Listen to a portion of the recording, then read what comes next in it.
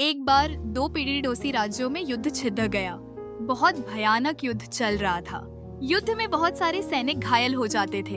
दोनों राज्यों की सेना में ऐसी कर्मचारी भर्ती किए गए थे जिनका काम था युद्ध स्थल पर जाकर अपनी अपनी सेना के घायल सैनिकों की मरहम पट्टी करना और उन्हें पानी पिलाना।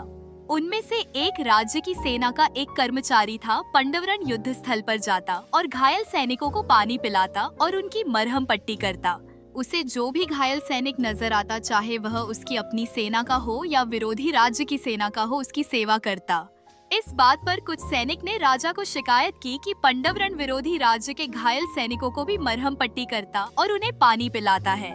राजा ने उसे तुरंत बुलाया और उससे पूछा, पंडवरण तुम्हें घायल सैनिक की सेवा के लिए रखा गया है, किंतु तुम तो विरोधी राज्य के सेना के घायल सैनिकों को भी सेवा कर रहे हो, ऐसा क्यों?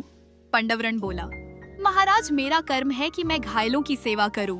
मैं जब युद्ध स्थल पर जाता हूं तो मुझे सिर्फ दर्द से कहारते घायल मानव नजर आते हैं। मुझे उनमें अपना या विरोधी नजर नहीं आता है।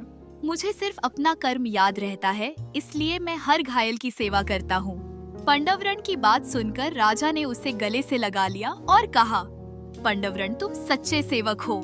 कथा का सार यह है कि सेवा अपने या पराये को देखकर नहीं की जाती। जिस सेवा में पक्षपात हो वह सेवा नहीं होती। संपूर्ण मानव जाति की एक दृष्टि से सेवा ही सच्ची सेवा है। वह सहज, दयावश और मानवता के नाते की जानी चाहिए।